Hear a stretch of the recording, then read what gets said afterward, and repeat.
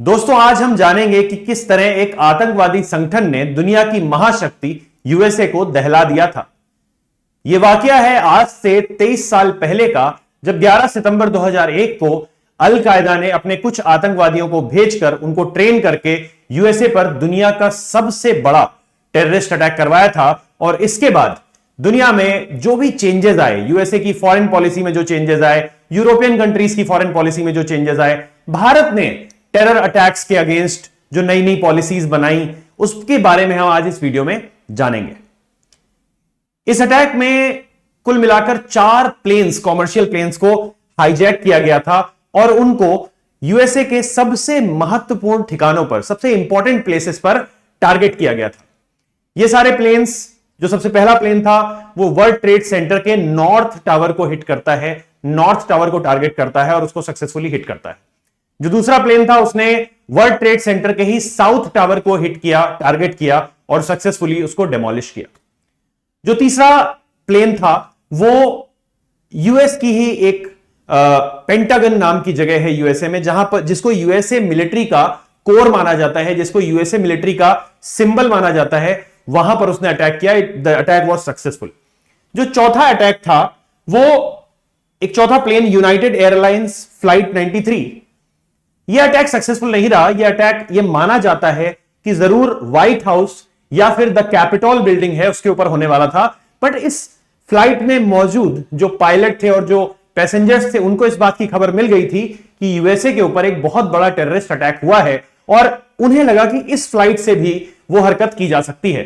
इसकी वजह से जो पैसेंजर्स थे उन्होंने उस फ्लाइट में जो टेररिस्ट थे उनसे लड़ाई लड़ी और इस मिशन को, इस फ्लाइट को द कैपिटल पर या फिर व्हाइट हाउस पर अटैक करने से बचाया। यह स्पिरिट दिखाता है कि अमेरिकन सिटीजन्स की स्पिरिट कितनी स्ट्रांग है। इस पूरे हमले में 3000 लोगों ने अपनी जान गंवाई।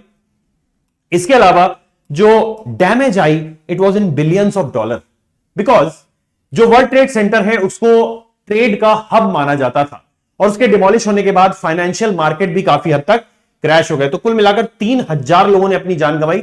इसके अलावा काफी हद तक न्यूयॉर्क सिटी में, वर्जीनिया में बहुत मेजर डिस्ट्रक्शन हुआ और फाइनेंशियल मार्केट में भी हमें इसका असर देखने को मिलता है। तो ओवरऑल बिलियंस ऑफ डॉलर का नुकसान हुआ था।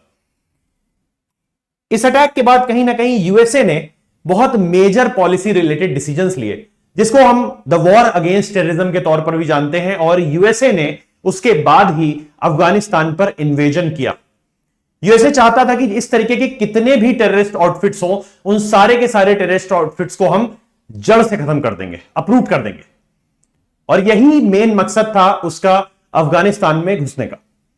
इस दौरान इंडिया ने भी अपना मदद का हाथ बढ़ाया अमेरिका की तरफ और अटल बिहारी वाजपेयी जी ने तत्कालीन राष्ट्रपति प्रेसिडेंट जॉर्ज डब्ल्यू बुश को कॉल किया और उनको यह बोला, मतलब ही wrote a letter to George W Bush और उनको यह बोला कि आपको किसी भी तरीके की पॉलिसी डिसीजंस बनाने हो, भारत हमेशा आपके साथ खड़ा है।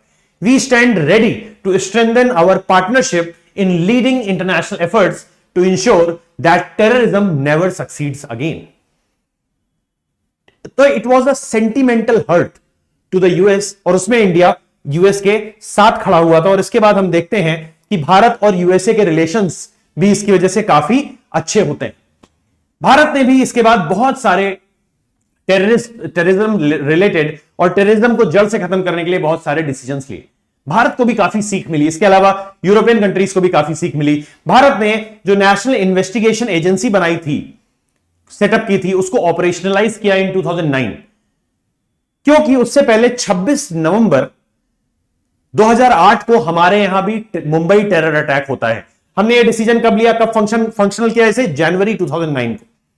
इसके अलावा नैट ग्रिड, हमने एक नैट ग्रिड भी बनाया which is named as national intelligence grid. What is national intelligence grid? इसमें जितनी भी हमारे यहां एजेंसीज हैं, इंटेलिजेंस बेस्ड एजेंसीज हैं, वो भले R&O हो, R&AW, research and analysis wing, IB हो, CBI हो, central bureau of direct taxes हो, कोई भी हो, किसी भी तरीके फाइनेंशियल क्राइम्स को भी रोकने के लिए हमने एक नैट ग्रिड बनाया और इससे रिलेटेड जितनी भी इंफॉर्मेशन है वो नैट ग्रिड में हमने नैट ग्रिड को बनाकर सारी एजेंसीज के बीच में शेयरिंग ऑफ इंफॉर्मेशन को इंश्योर किया।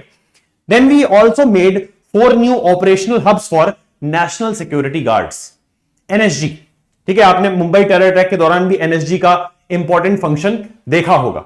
देन कोस्टल सिक्योरिटी, क्योंकि मुंबई में कहां से आए थे टेररिस्ट, कोस्ट से आए थे, ठीक है, तो इसलिए कोस्टल सिक्योरिटी को भी काफी टाइट किया गया, काफी स्ट्रेंथन किया गया और उसको भी प्रायोरिटाइज किया गया।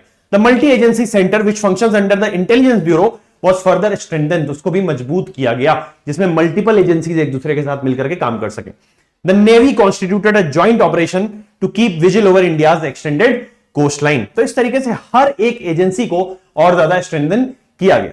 इसके अलावा ग्लोबल चेंजेस भी इसकी वजह से काफी आए, ठीक, जो दुनिया सोचती थी टेररिस्ट आउटफिट्स के बारे में, जो दुनिया सोचती थी टेररिज्म के बारे में, उसकी मीनिंग्स बदली। यह हुआ कि भाई जब दुनिया की सबसे ताकतवर कंट्री में हमला हो सकता है तो हम तो बहुत वल्नरेबल हैं, हमारे यहां तो कभी भी टेररिस्ट अटैक किया जा सकता है, तो इसलिए पूरी दुनिया में चेंजेस हमें देखने को मिले, जैसे कि यूएसए की फॉरेन पॉलिसी काफी ज्यादा स्ट्रिंजेंट हो गई, ठीक, और यूएसए ने प्री एम्प्टिव स्ट्राइक्स करना चालू कर दिया अगेंस्ट टेररिज्म, ठीक है, कि मतलब जब तक टेररिस्ट हमारे यहां पहुंचेंगे उससे पहले ही हम उनको शुरू में ही खाली कर देंगे। जैसे इंडिया ने एयर स्ट्राइक किया था, it was one of the pre emptive strikes, कि पहले ही खाली कर दो, जाकर के पहले ही सफाई कर दो, ठीक। Then military engagements, US led operations in Afghanistan and Iraq to destroy terrorist camps, पूरी तरीके से टेररिज्म को अप्रूव करो। Global security, it strengthened international counter terrorism alliances, India भी वही फेस कर रहा है, यूएसए ने भी वो फेस किया, तो यूएसए ज्यादा इंडिया के साथ सिंपैथाइज कर पाया, इंपैथाइज कर पाया, जिसका इंपैक्ट हमारे बेटरिंग मतलब रिलेशंस के बेटर होने में हमें देखने को मिलता है। इसके अलावा कहीं ना कहीं इसकी वजह से इस्लामोफोबिया भी बढ़ गया। यह माना जाने लगा कि भाई कहीं ना कहीं जो इस्लाम में प्रीचिंग्स हैं वो टेररिज्म की तरफ बढ़ाती हैं, बिकॉज फंडामेंटलिज्म जो होता है, फंडामेंटलिज्म लीड्स टू टेररिज्म, और जो इस्लामिक फंडामेंटलिज्म है या फंडामेंटलिस्ट थ्योरीज हैं वो कहीं ना कहीं टेररिज्म को प्रमोट करती हैं। मीडिया ने भी इसका बहुत फायदा उठाया, और मीडिया हमने देखा कि हमारी बॉलीवुड इंडस्ट्री ने मूवीज बनाई, इसके ऊपर बहुत सारी चीजें हुई, ठीक है, तो सभी लोगों ने कैपिटलाइज भी किया, और कहीं ना कहीं उसको याद करने के लिए, उस मोमेंट को, उस इन इवेंट को याद करने के लिए, ट्रिब्यूट देने के लिए भी मीडिया ने बार बार इन चीजों को रन किया। Then enhance security measures in airports and public spaces, America ने एंट्री, कोई भी अगर हम देखें तो एशियन कंट्रीज से आने वाले लोगों की एंट्री, खासकर इंडिया, पाकिस्तान, अफगानिस्तान, ऐसी कंट्रीज से आने वाले लोगों की एंट्री जो है वो बहुत रिस्ट्रिक्टेड कर दी। क्या क्या हमने इससे हमें सीखें मिली?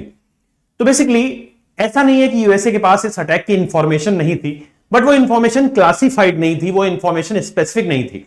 उनको ये नहीं पता था कि कौन अटैक करने वाला है, उनको ये नहीं पता था कि अटैक कैसे होने वाला है और कहां पर होने वाला है। सारी की सारी एजेंसीज, इजराइल की इंटेलिजेंस एजेंसीज ने, रशिया की और जर्मनी की इंटेलिजेंस एजेंसीज ने यह इंफॉर्मेशन दी थी कि अलकायदा और Osama bin Laden is planning something big, but वो कहां पर होगा, किस तरीके से होगा, नोबडी न्यू। इसलिए यूएसए ने कोई भी एक्शन उसके ऊपर नहीं लिया। सबसे बड़ा लेसन हमें जो ये सीखने को मिला, यूएसए को सीखने को मिला, वो ये था कि अगर कोई भी एजेंसी आपको किसी भी आने वाले अपकमिंग टेरर अटैक के बारे में इंफॉर्म कर रही है, अलर्ट कर रही है, तो आप उस पर एक्शन लो। यूएसए के पास अपने पास भी कुछ इंफॉर्मेशन थी कि कॉमर्शियल प्लेन्स, मतलब ट्रेनिंग सेंटर्स में लोग ट्रेनिंग में इन्वॉल्व हो रहे हैं। तो one major take away was the importance of intelligence sharing. The attacks prompted nations to adopt more rigorous and comprehensive security protocols in airports, coast lines and all the mediums of transport, transboundary transportation, ठीक है। तो उस पर जो security checks है उनको और ज्यादा मजबूत बना दिया गया। तो इससे हमें पता चलता है कि हर एक मुसीबत जो है वो हमारे लिए कोई ना कोई सीख लेकर आती है। कई सारी कंट्रीज ने इस चीज को सीख लिया और उन्होंने अपनी सिक्योरिटी को मजबूत कर लिया, बट आज भी कुछ कंट्रीज हैं जो कि इससे सीख नहीं पाई हैं और वो इसका भुगतान भुगत रही हैं। Thank you so much, and I pay my tributes to all the martyrs in 11th of September 2001 attack.